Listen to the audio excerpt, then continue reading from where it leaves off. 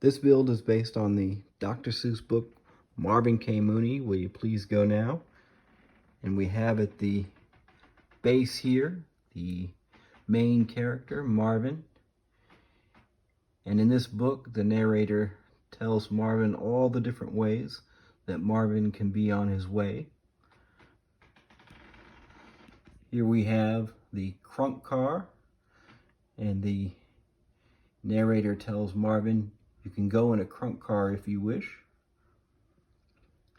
And another of the fantastical ways that Marvin can go is via the Zumble Zay, our elephant here with the crazy Dr. Seussian carriage hooked up to it.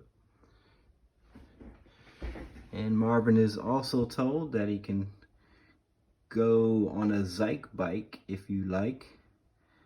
And there's the Zike Bike.